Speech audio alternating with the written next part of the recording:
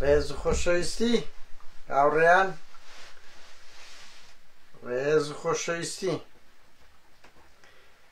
ئەو بابەتەی ئەوڕۆ زۆر گرنگە بۆ یەخدێن هەندە قسە و باسی لەسە دەکەین. برادران، هەندێ بابەت کە گرنگ بێت پێویستە هەموومان قسەی لەسە بکەین،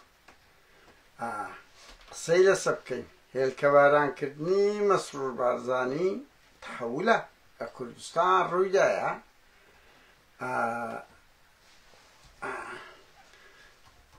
وەخەباتێکی زۆر نۆرماڵە برا، کوشتن نییە، ئەرهاب نییە. یعنی ئێستا دەین قسە و باسی لەسە دەکەین، قسە و باسی لەسە دەکەین. براکە بەخێر بێن. پارتیەکان وەزان انقلابیان لەسەر کرایە یان گەورەترین نیها نەکرانە، هەر زۆر نۆرماڵە زۆر. بەڵام جورئەتەکی گەورەیە لە کوردستان. بەخێر بێن هاوڕێیان، شایستەی بابەتە، شایستەی گەورەکردنە، شایستەی ڕێزن ئەو گەنجانەی خورماڵ، بە تایبەتی ئەو گەنجەی هێلکەی ئاوێشت. یعنی ئەرچی هەموومانە بیپارێزین، ڕێزی لێ بگرین، تاکە شتەکی جوانی مابی ئەوانن بڕواکە لەو نیشتیمانەی، لەو نیشتیمانەی تاکە جوانێک مابی ئەو دەنگە گەنجانن کە خۆیان نەدۆڕاندێ لە ناو ئەو ژینگە پیسە سیاسی. نەکەر ئەو گەنجە، هەموو ئەو دەنگە جوانانەی کە کەرامەتیان ماوە، ڕۆحی ئیرادەیان هەیە کە ئەو گۆڕانە نەفرەتیە، گۆڕانی نەفرەتی، لەبەر ئەوەی دەیان و هەزاران گەنجی ئاوای بێ ئیرادە کرد، بێ هیوا کرد. بۆیە ئەوەی ئەو گەنجەی ئەوڕۆ لە خورماڵ کرا شایستەی ڕێزم براکان. یعنی شێوە خەباتەکە لە هەموو دنیا هەیە، هەر زۆر ئاساییە. ئەگەر پارتی بە دژمنکاری تێدەگەن، بە ئەوە تێدەگەن، ئارەزوی خۆیانە. بەڵام ئەو خەباتەک نییە بڵێ وەڵاهی ئڕهابە، تاوانە. هەموو دەبینین لە تەلەڤیزیۆن. مشکلە لەوەیە میدیای پارتی بە خۆی دەیان جار ئەو نوع هێلکەبارانکردنەی لە مەسئولەکان بڵاو دەکاتەوە، بەڵام نابیت لەبەرام بە مەسرور بگیرێت، لە مەسعود بگیرێت، لە نەوەکانی وان بگیرێت. بەخێر بێن هاوڕێیان، برادران خۆشەویستان، لەولا ئەو ناڕەزایەتی ئەو چەند ڕۆژەی پارتی، کادیرەکانی پارتی، ئەگەر لەسەر ملک خۆشیانە، ئەگەر لەسەر پۆست خۆیانە، ئەگەر لەسەر ئیمتیازێت، بەڵام یەک نمونە پیشاندا مەسعود بارزانی، مەسرور بارزانی و خودی وەیسەش کە ئەو سەردەم بەسەر چوو گوزەشت. ئەنگۆ بە کەیف خۆتان لەسەرێ بڕیار بدەن خوارەی خۆتان پێ ئیقناع ناکرێ، کادیری خۆتان پێ ئیقناع ناکرێ، دەنگ هەڵدەبڕی، پەنا دەبە، دیفاع لە حقوقی شەخسی خۆی دەکا. ئەوە زۆرە برادران. یعنی ڕاستە لە سەخەمی گشتی نەهاتینە دەنگ، بەڵام ئەوە شتێکی دڵخۆشکەرە، دڵخۆشکەرە کە کادیری پارتی دێ دەرێ حزبەکەی من تەزویر دەکا، حزبەکەم پەنای لە بۆ ژن بردیە لە دەنگدان، پەنای لە بۆ ئڕهاب بردیە، نائەدالەتیە. ئێبرا ئەمە شەروا دەڵێن، هەروا دەرێن. و ئەوە لەوە دەرچێت و بچی سبەینێ چێ ئەوە بەراعەتیان من ئاگام لێ هەمیان پۆستەکانیان پێ ڕۆژ دەکەنەوە، ڕهابیانە بەرامبەر بەکاردێنن، قسەی خۆش بڕوا بکە. مەسعود بارزانی، مەسرور بارزانی لەوە دەرچوو. سەردەمێک دەژین تۆ لەو وەکو دڵۆپێ لەو کونەی دەگری کونشکە دێتن، کادیری خۆت پێ کۆنتڕۆڵ ناکرێ، و ئەوە تازە ترسیان شکە، ترسیان شکە. ئەجە بیر بکەن هاوڕێیان، 10 ساڵ لەمەوبەر چێ دەوێرە کادیریش پارتی قسە بکە؟ ئێستا ئەمە خەڵک بێتاقەت وە کادیری پارتی دێ قسە لەسەر حزبەکەی خۆی دەکە، ئەگەر لە ئیمتیازەتی خۆی بی. ئەوە شتێکی دڵخۆشکەرە. دوو ئەو هێلکەبارانکردنەی لە وەختێک کە ئینهیاری خەڵک کرایە، کە گۆڕان بە پلەی 1، نەوشیروان مستەفا بە پلەی 2، چکو گۆڕان بەخۆی بە زۆرینەی هەندێکیان هەن ئێستاش جوانن. ئینسان ناتوانێت شەڵتە بڵێ بدا، بەڕازی بڵێ هەر هەمووی خراپە، هەر هەمووی. بەڵام گۆڕان بۆ مەدرسەیەک عینەن ئەگە بەغەڵەت تێمەگەنەوەکو ژنهێنانی کوردەواری هەیە، گاڵتە دەکرێت، ئەڵێ سەرەتاکەی هەنجینە و کۆتاییەکەی پیسایی. ئەوە شتە جوانیش نییە، بەڵام حەقیقەتەکەی وایە ڕێک گۆڕان وا دەرچوو. ئەگە سەرەتاکەی باش و کۆتاییەکەی نەکەر ئەوە نەوشیروان مستەفا کە قەمسەڵەیەکی پیسی لەبەر بوو پێڵاوەک دوای ئەو 2 ملیار 1-2 ملیار دیناری لە بۆ منداڵەکانی بەجێهێشت، 10 ساڵ ئیدعای کرد نابی مڵکی گشتی داگیر بکرێ نازانم چ بەخۆی لە هەمووان خراپتر دەکات لەبەر ئەوەی ئەو ئیدعای دەکرد تاالبانی و بارزانانی دەات بۆیە بێهیوایەشی زۆری دروست کردیە لە 2017ەوە گۆڕان بوویتە ئەو مەدرسەیە کە خەڵک بێهیوا کرایە برادرەوەرە هەمووتان ئاوردنەوە چەند سەدان برادرتان لە فەیسبوک لە خەباری جەماوەری هەمووی کۆڵیدایە وازی نابێت تاقەت بووە هەموو گۆڕانە مسەببی بە پلەی یەک جایەوە بەرهەم ساڵ ئەفەندی بەرهەمی نامحتەرەم ئەوی شات پیسایشکەی کرد لەسەر هەموو ئەوەکانی تر بۆیە بەڵام خەڵک بە ڕۆحیەتە شێگە گۆڕان بەڵام بەرهەمیش کۆمەڵە خەڵکی بێهیوا کرد ئەویش ئەوەی کرد بۆیە جەوێکی بێهیوایە ئەوەی ئەو ڕۆ خۆرماڵ برادران لە لەندەن ڕاستە کرا لە برۆکسل بۆ زان 2018 یەکەم جار لەوێ کرا بۆ زانیارەتی 18 بوویان 19 بوو من تاکید نیم کاک ڕەنزدەر و کاک پێشە و کاک کارزان کردیان لە برۆکسل یەکەم جار چون هێلکەیان لە سەفارەتی لە نوێنەراتی هەرێمدا بەڵام دوای ئەوە گەیشتە لەندەن ئەمە پێشتر کردما کەتینە دوو مەسوول لە 2014ەوە 15ەوە بە فیتفیتە لە فەلامسە بەس هێلکە لەو کاتی بەس ئێستا بگاتە کوردستان لە ناو کوردستان هێلکە بۆ شێندرەوە تەحەولە برادرانەوە تەحەولە جێگای ڕێزن لەو وەختەی کە ئیرادە نمایە لاوازە باوا بڵێن نەک نمایە لاوازە بڕوا بکەن تو کۆمەلگای کوردی بە شەو ڕۆژێک دەژێتەوە ئەو بێهیوایە هەیە بە یەک سەعاتی دەژێتەوە بە ڕووداوەشی ئێستا چەند ڕووداوەشی وا ڕووبدا هەندێک هاوکی شەنوێی سیاسی خەڵک بزانی ئەو پارتی وچێتێ دەڕوا بڕواک هەمووی شعن دەبتەوە هەمووی دێتەوە مەیدان هەر میلەتی کورد سروشتی وایە بۆیەش نەتوایتەوە دەیان جار ئاش بەتاڵی پێکرا شۆڕ شتێکشکە بە شەو ڕۆژ پێڕادەگات هەماوەی هەردەستی هەر زۆر فشێ ئەگەر ئەوان پێیان وابی لە دەبڵەوەکو چۆن وەختی خۆی ئەتاتورک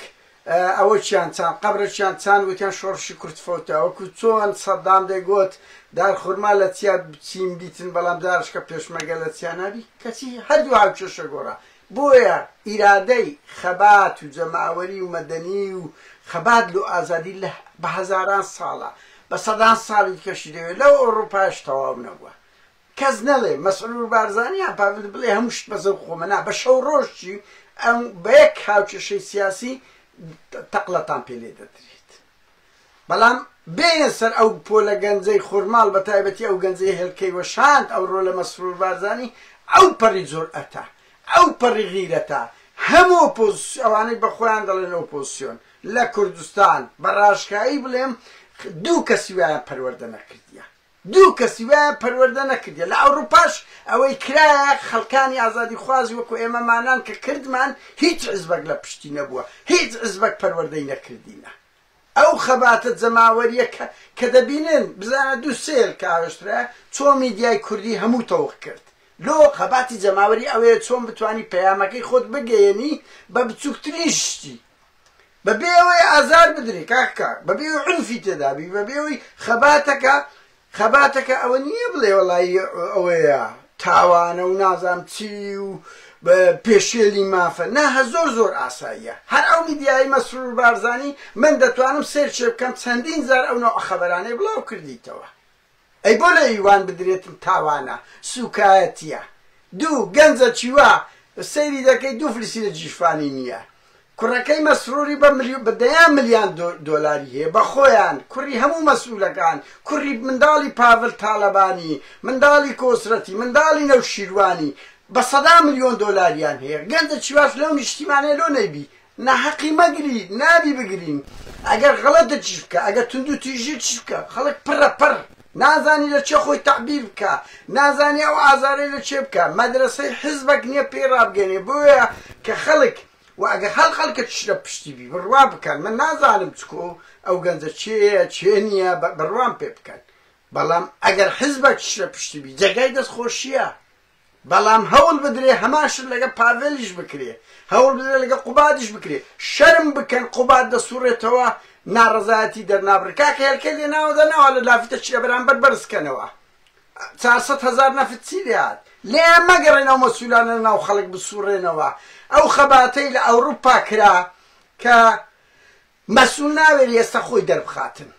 مەسوول ناوێری خۆی دەربخە ئەوە 10 ساڵ زیاترە دێن ڕسوا دەکرێن پەرەی پێ بدەن بە شێوازی سەبر بیبەنە ناو کوردستان ئەو مەسوولانە شایستەی ئەوەن لە کونی مشکدا وەکو کونی مشک لەمان لە بەرەگاکانیان بێ نەکبێنە ناو خەڵک بە کەیف خۆیان خەڵک هەیە سێلڤێ لەگە دەگرێت ڕسوایان بکەن هێلکەی نادەن لاویتەکی بەسیت پۆستەرێک ڕێی لێ بگرێ بەرێ برێ ئەو پارەی نەفچی لێ دێ لۆ مەعاشم نادێ لۆ ئەتوهای لایف دەشی یەقەیان بگرن لە سەجادەکان ڕێیان مەدەن بێن درۆ بکەن خاستن سەر نزیک انتخاباتە دیتت مەسرور چووها هەڵە بجای دێتە ناو خەڵک قوبات دەستە چەمچەماڵ کوڕەکاچی خۆم 5 ساڵ لە بەردەستان بوو لۆ نەتان دەکرد لۆ ئێستا دێنە ناو خەڵک بۆیە ئەو پەڕی جێگای ڕێزن ئەو گەنجانە من بە هەموو تواناوە بە خۆم بەو هاوڕیان لە پشت هەموو دەنگانی وەکو خورماڵیەکان دەبین یەک شێوە خەباتێکی مەدەنی جوانە جێگای دەستخۆشیە جێگای ڕێزە گەنجێک لە ناو نیشتیمان ئەو جورئەتەی هەیە بە دەیان و هەزاران زمان درێژ هەن ناوێرن لایکێک بکەن ناوێرن لایکێک بکەن لە بۆ بابەتێک ناوێرن ئەو هەموو سوپای داگیرکەری تورک هاتیە لە ناو نیشتیمان کۆنتڕۆلی دانایە هەبیە لە خەڵک وەرەگری وەڵڵا ئەوە هەتککردنی یەک بە یەکمانە ئەگە کەرامەتمان هەبی هەر یەکێکمان بەڵام قسە نییە ئەو هەموو قسەزانە ئەو هەموو حیزبە ئەو هەموو خۆ خەڵکەوەیە هەمووی پێشنیاز دەکات هەمووی داوا دەکات چالاکوان خەڵک حیزبەکان دەرێت چالاکوان خەڵک دەرێ حیزبەکان ئەوی کە دەرێ هەموو لە ماڵە وەکو برادەرێک گوتی قسەشی خۆشی کرد وتی 25/2 2011 بوو هەروای دەکرد خاڵە و ژنم تەلەڤیزیۆنی دەگۆڕی گوتی خاڵم گوتی وستە گوتی بزانم مزاهرە بکرێ وتی کاکە خەڵک بۆ چی مەیە ئەویش خۆی لە ماڵێ نایە خۆ ئەما دەمانەوێت خەڵک بیکە و خەڵک کەس نییە هەمووی حەز دەکات دەرێ دەبی خەڵک بیکە بەڵام بەخۆی هیچ نەکە بۆیە دەنگێکی وا لە ناو نیشتیمانەوە دەبی ئەو پەڕی ڕێزە دوو ئەو لێدانەی پیاوە چەتەکانی مەسرور لەو گەنجە بوێرەیاندا قیمەی ترسنۆچیتانە جگە لەوەی سوپای تورکیا دەبینن کو کەرامەتتان دەشتێنی ئەنگۆی هەتک کردیە ئەنگۆ وەکو جاششی سابن بادینانی لێ کۆنتڕۆڵ کردینە ئەگەر کەرامەتتان هەیە بڕۆن لەوێن دەربکەن ئەگەر کەرامەتتان هەبووە بوێریتان هەبا لە لەندەنوەتان بکردا بزانە کو پۆلیسی لەندەن وەکو ئەوەی کو لە ئەردۆغان کرا لە ئەمریکای بیرتانە لە ئەمریکای پیاوەکانی ئەردۆغان ئاوا لە خەڵکیاندا درانە دادگا پیاوەکانی مەسرور نەدەوێران لە لەندەن ئەو شتەی بکەن بەڵام ببینن چۆن لە گەنجێکی ئەوەی بە قارەمانوتی دەدەن هەندە ئازان ئەوانە باوەرن لە ئەوروپای وا لەمە بدەن دەوەرن لە ئەوروپای کە خەڵک خۆپیشاندان دەکەوا بوێرن لە ئێمەمانان بدەن بزانە کو پۆلیس کە لە بچەتان دەکاتەوە بە بەرپرسەکانیشتانەوە خەباتێکی مەدەنیە دەیانجار ئەو خەباتە کرایە لە بەرچاوی پۆلیسی ئەوروپی کرایە قسە نەکرایە یعنی غێر قانونیە علم کەسمان ئیجازەشمان نەبووە گەنجێکی وا دەگرن شەقی دەکەن شەرم لە خۆتان ناکەن جێشی ترچی لایەکی بادینانی نیوەی دەسەڵاتی پارتی داگیر کردیە کەرامەتی هەمووتانی شکاندیە یان وەرە لە ئەوروپای وا ئەو بێریەتان هەبی لە خەڵک بدەن یعنی ئەوە چه ئازاتێکە دەی خۆدەوەکەی لە 5 گەنج لە گەنجێکی دەگری چه دوو هێلکەی لە سیارەشی مەسعود بارزانیدایە یا لەوە شەرمەزارتر هەیە 2 سیارەتان وەرگەڕایە ئەوڕۆ ئەوە نیشانەی ئەوەیە کاچ خۆم لە ئەی هاوار لە هەموو شوێنێک سەرۆکی حکوومەت تیمەکەی دەبی لووتکەی یاسایی بن وەرە ئەتو 2 سیارەی وەرگەڕێ لە سورعەتەوە 2 سیارەی وەرگەڕێ لە سورعەتەوە چێ سەرۆکی حکوومەت سیارەی سەرۆکی حکوومەت لەوەی شەرمەزارتر هەیە ئەو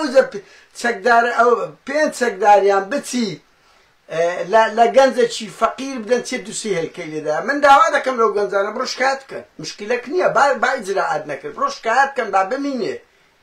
با بمینێ ئەو شکایەتە بکە ئەو گەنجە بچی شکایەت کە بخۆت خە حاڵەتی هجووم سازشیش مەکە و هەر کەسێک ئازاریدا لە یەکێتی لە پارتی ئەو گەنجە ئێمە هەمومان لە پشتینە هاوڕێیان نابی ئەو گەنجانە بە تەنیا بەجی بهێلین نابێ ئەو گەنجانە کە ئەو جورئەتەیان هەیە کە ئەو هیوایەک دەبەخشنەوە کە خوێن دەجوڵێنن لە جەستەی هەر هەمومان لەو بێ هیوایە بێتاقەت دەکەن گەنجێکی وا چەند گەنجێک ئێمە بین دەبی لە پشتیان ڕابۆستین وەکو هاوڕێ وەکو برا ئەگەنا دنیای سیاست هەر بەس ئەتولە بۆ ئەو ڕۆ دەبێ من وەکو خۆم وەکو قادر من دڵنیام بە هەزارانی وەکو ئێمە لە پشت ئەو گەنجە دەبین ئەگەر هەر ئازارێکی بدەێت پارتیارە ڕەشەیەکی لێ بکە و زۆر شەرمە لەو مەسروری من لە دیاتی مەسرور بم ئەو گەنج ئەو چار پێ چەکدارم عقوبە دەدەم ئەو چار پێ چەکدارم عقوبە دەدەم لەبەر ئەوەی من بە ویژدان بڵێم دوو تەسەڕفم لە مەسرور دیت پێ پۆزەتیڤ بوو یعنی ئەو ڕۆ بیرم دەکرێەوە مەسرور لە لەندەن هیچی زراعەتی لەگە کەس نەکرد ئەو هەموو هێلکەیان لێدا کاتێک محەممەد ڕەئوف ڕۆژنامەنووس ڕەخنەبارانی کرد هەوڵە کەبوو ڕێگری لێ بکرێ کە بڵاو بتەوە ئەوە